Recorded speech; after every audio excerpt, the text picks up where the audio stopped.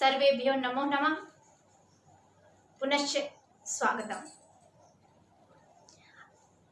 अभिज्ञान शाकुंतलम को लेकर हम पुनः अध्ययन के लिए यहाँ उपस्थित हुए हैं। इसकी कथा को हम पहले भी जान चुके हैं। चतुर्थ अंक चल रहा है आपका, जहाँ शकुंतला की विदाई का वर्णन है। महर्षि कर्व एक साधारण गृहस्थ की भांति भाव से विह्वल हैं। उन्हें अपनी पालता पुत्री शकुंतला को विदा करने के लिए जो अपार पीड़ा का अनुभव हो रहा है, उसे उन्हें मना स्थिति ज्ञात हो रही है कि एक साधारण गृहस्थ व्यक्ति किस तरह अपनी पुत्री को अपने से दूर करता है, परिवार से दूर करता है और किसी दूसरे घर में भेजता है। यहाँ पर जब शकुंतला चलने लगती हैं तो आप जान सकते हैं, जैसा कि आपने अन्य श्लोकों के माध्यम से चतुर्थ अंक का अध्ययन करने से ज्ञात किया है। कहते हैं काव्येषु नाटकम रम्यम तत्र रम्या शकुंतला तत्रापि चतुर्थो अंक और तत्र श्लोक चतुष्टयम। अर्थात हर तरह से काव्यों में नाटक रमणीय होता ही है, लेकिन फिर भी उसमें जो शाकुंतलम रमणीय है उसमें चतुर्थ अंक अत्यंत रमणीय है और चतुर्थ अंक के 4 श्लोक तो उससे भी अधिक मधुर हैं। तो यहाँ इसीलिए कहा गया है कि एक भारतीय संस्कृति की जो गंभीरता, जो संस्कार से युक्त मार्ग दर्शन कराने वाली अनेक प्रकार की गतिविधियों का वर्णन किया गया है चतुर्थ अंक में, उसका अवलोकन करने से ही हमें ज्ञान प्राप्त हो जाता है कि चतुर्थ अंक एक भारतीय संस्कृति के लिए, हमारे जीवन मूल्यों के लिए कितना महत्वपूर्ण है। तो हमने देखा है यहाँ कि प्रकृति और मानव का जो अपूर्व संयोजन इस चतुर्थ अंक में देखने योग्य है, दर्शनीय है, जो हमें दिखाया गया है, उसमें प्रकृति और मानव एक दूसरे से भिन्न नहीं है, वे एक दूसरे के परस्पर अभिन्न अंग हैं। जब शकुंतला चलने लगती हैं, महर्षि कर्व का इतना प्रभाव है कि मार्ग में आकाशवाणी होती है और शकुंतला के लिए आकाश मार्ग से देवता और भगवान भी आशीर्वाद देते हैं, वरदान देते हैं। क्या कहते हैं इस श्लोक के माध्यम से आप देखते हैं। या देखिए, आकाश मार्ग में आकाशे क्या ध्वनि गुंजायमान होती है, क्या वाणी निकलती है। रम्यांतरः कमलिनी हरिते सरोभी छायाद्रुमे नियमित अर्क मयूखता भूयात् कुशेशय रज मृदु रेणु अस्याः शांत अनुकूल पवनस्य शिवस्य पंथाः। क्या कहते हैं, जैसे कि 3 प्रकार की वायु की श्रेणियां निर्धारित की गई हैं। पहला है शीतल, दूसरा है मंद और तीसरा है सुगंध।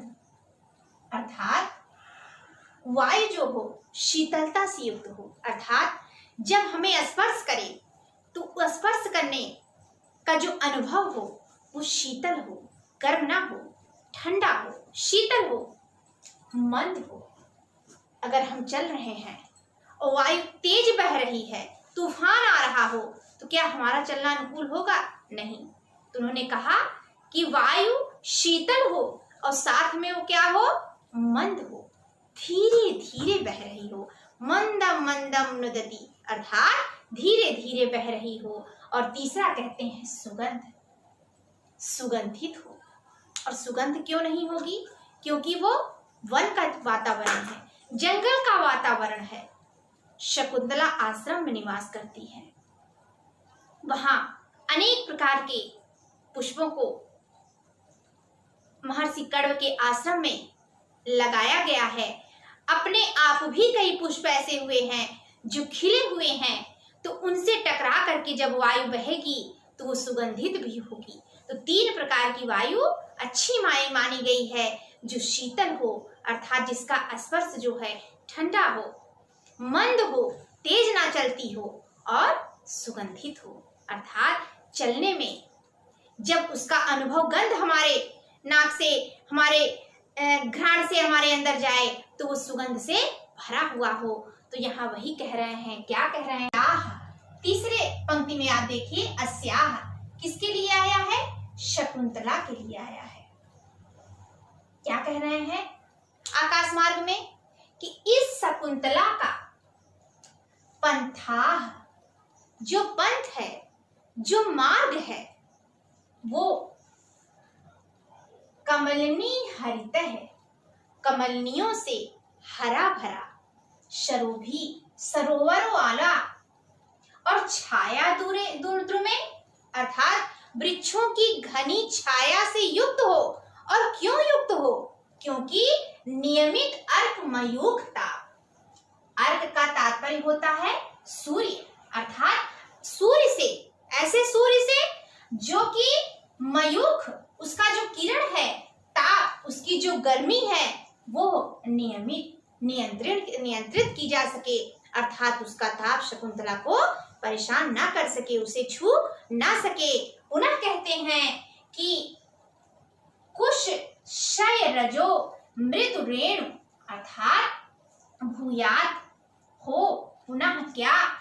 कुश, अर्थात जो कुश हो, जो घास हो, अर्थात जो जमीन की, जो पृथ्वी की कुश और घास उगी हुई हो, वो रजो, अर्थात उसके जो पराग कण हैं, मृदु रेणु, उसमें जो धूल है वो पराग कणों से मृदु हो, अर्थात कोमल हो।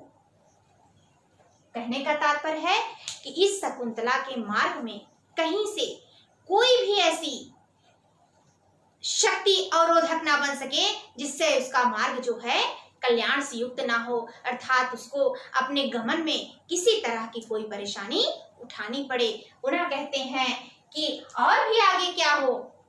शांत अनुकूल पवनश्चा, शांत अनुकूल पवन वाली शिवस्य, और शिव चा शिवः, और शिव युक्त हो, कल्याणकारी भूयात हो।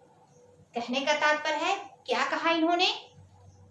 देखिए कितना मार्मिक वर्णन है, महर्षि कर्म का कितना प्रभाव है कि प्रकृति और मानव अपने सामंजस्य के द्वारा क्या दिखा रहे हैं कि स्वयं देवता भी आशीर्वाद प्रदान करते हुए कहते हैं कि शकुंतला का जो बंधाह, अस्याह बंधाह, इस शकुंतला का जो मार्ग है, जो पंथ है, वो कमलनी हरितः सरोभी, अर्थात कमलनियों से हरे भरे सरोवरों से युक्त हो, से सरोवर कमलनियों से हरे भरे खिले हुए हों, जिसे देख करके शकुंतला का जो मन है वो अत्यंत प्रसन्न हो जाए। साथ ही कुश शय रजो मृदु रेणु, अर्थात जो धूलि है, कुश रेणु अर्थात जो कुशों पर बिछी हुई धूलि है, वो रजो मृदु हो, अर्थात कहने का तात्पर्य है पराग कणों से मृदु हो, कोमल हो, और चा साथ ही शांत अनुकूल पवनः चा, शांत अनुकूल चा पवनः, शांत अनुकूल पवन और पवन वाली शिवा क्या हो?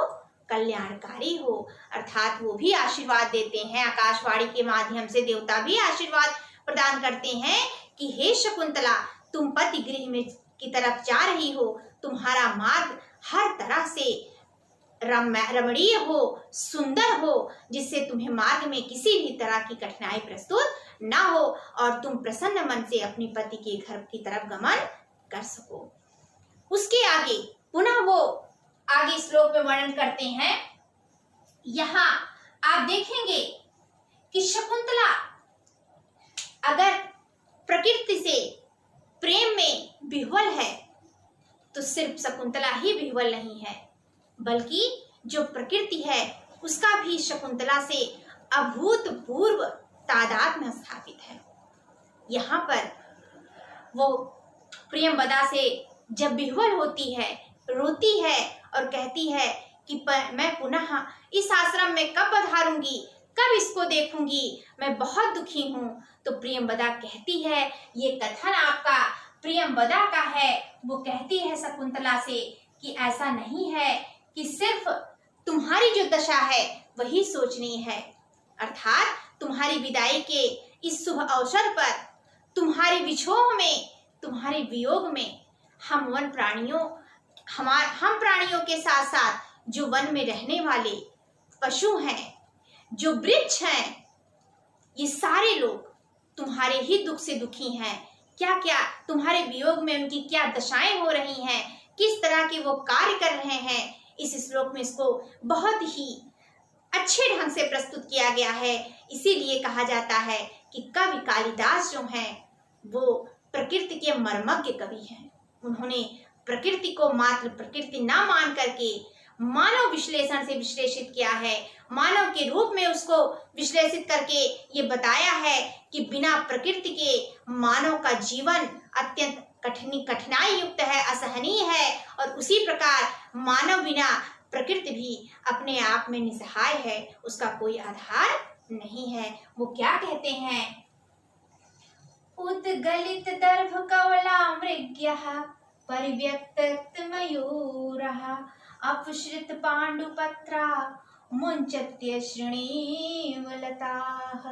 अर्थात उद्गलित दर्भ कवला, अर्थात जो दर्भ है, घास के कौर हैं, उसको जो मृग्या है, अर्थात बहुवचन है कि जो सारे मृग हैं, मृग मृगी जो भी उसमें आते हैं, उन्होंने अपने घास के कौर को क्या कर दिया गया है या क्या किया है? उन्होंने उद्गलित अर्थात उगल दिया है।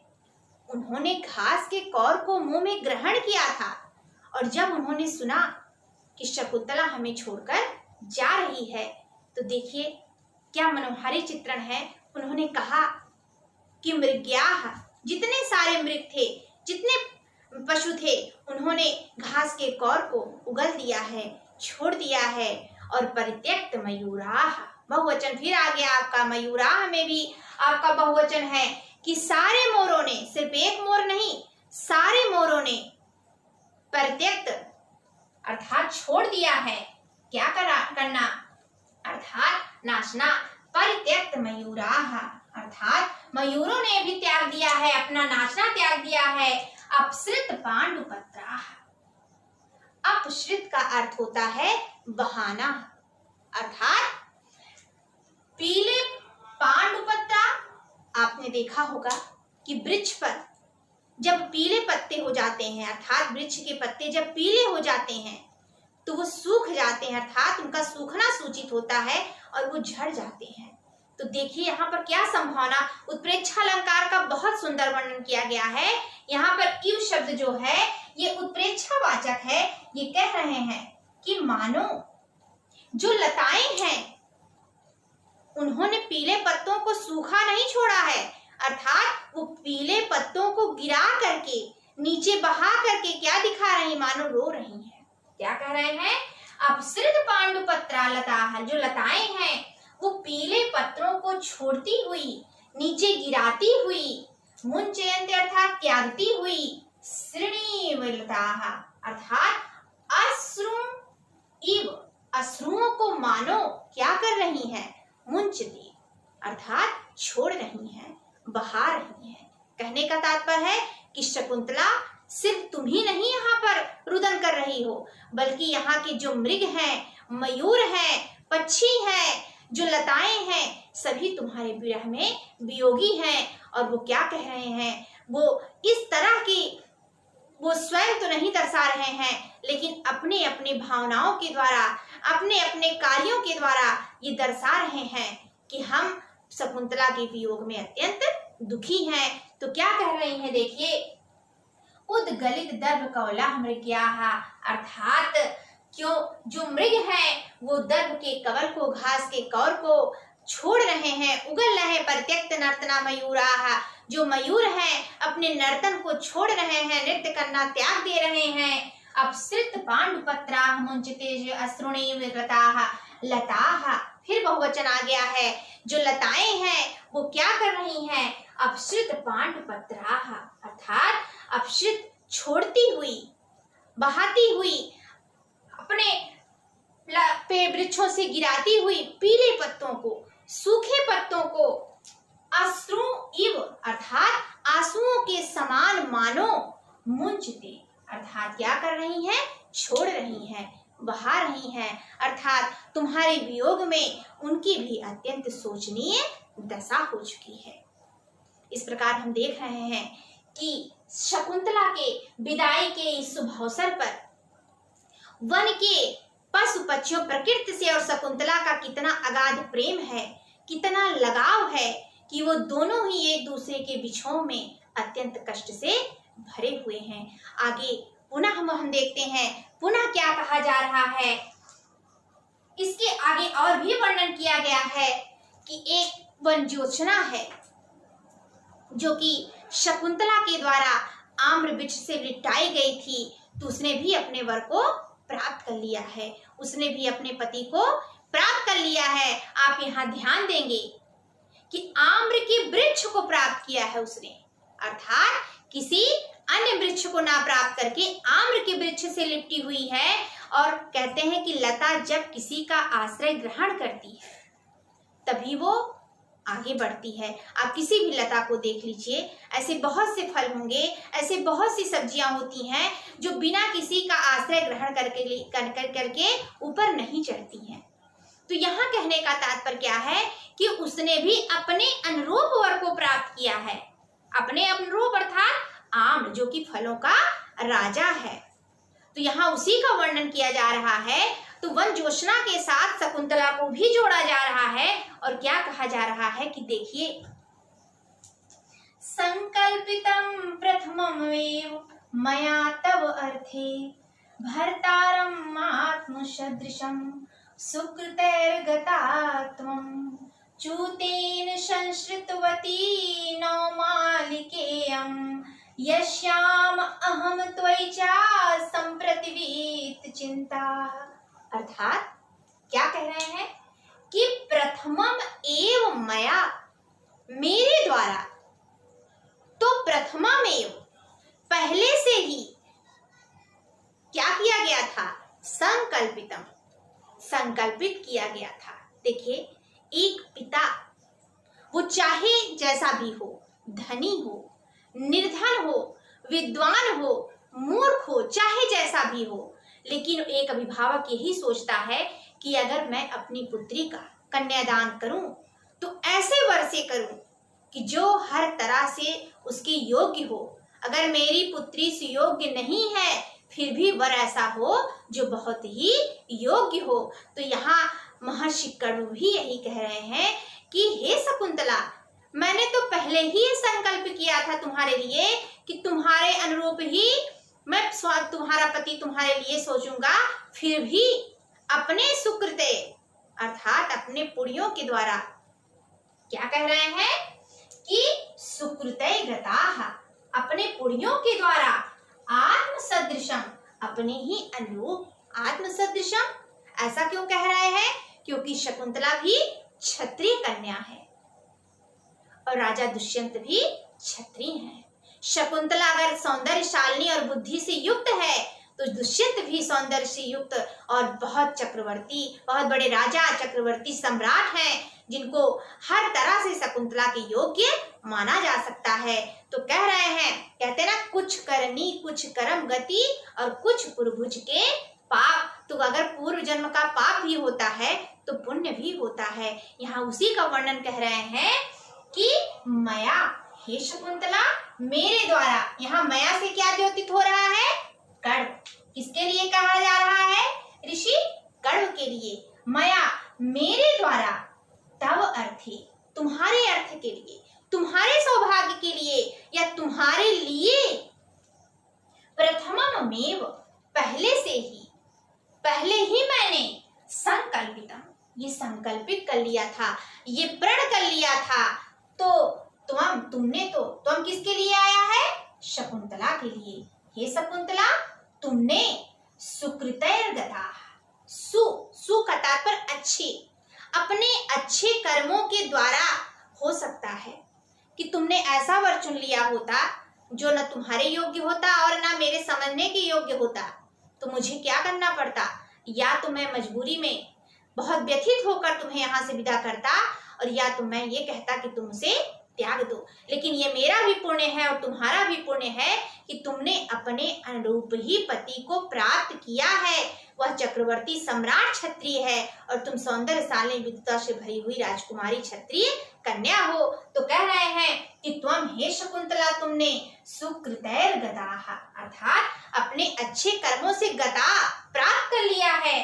भर्तारम, भर्तार शब्द का यहाँ पर शब्द का प्रयोग किया गया है। भर्तार का अर्थ होता है भरण पोषण करने वाला, अर्थात जो हमारा भरण पोषण करे वही हमारा स्वामी। और स्वामी कौन है? यहाँ पर पति के अर्थ में दिया गया है। तो तुमने अपने ही सदृश भर्तार, भर्तार को, पति को, अब गता को यहीं से जोड़ दिया गया है, अर्थात आत्म सदृशम भर्तारम गताः, तुमने अपने सदृश पति को प्राप्त कर लिया है। फिर कह रहे हैं, अब यहाँ देखिए उसी वन ज्योत्सना का तात्पर्य किया जा रहा है जो गद्य में वर्णित किया गया है कि वह यो ज्योत्सना, अर्थात कहने का तात्पर्य है कि यहाँ इनकी दो पुत्रियां हैं और दोनों ने ही अपने आप, अर्थात बिना पिता की आज्ञा से अपने पति को प्राप्त किया। लेकिन सौभाग्य देखिए कि इस दोनों गंधर्व विवाह के द्वारा दोनों ही ने ही अपने अनुरूप पति को प्राप्त किया। उसने फलों के राजा आम्र को पाया है और इन्होंने चक्रवर्ती सम्राट दुष्यंत को।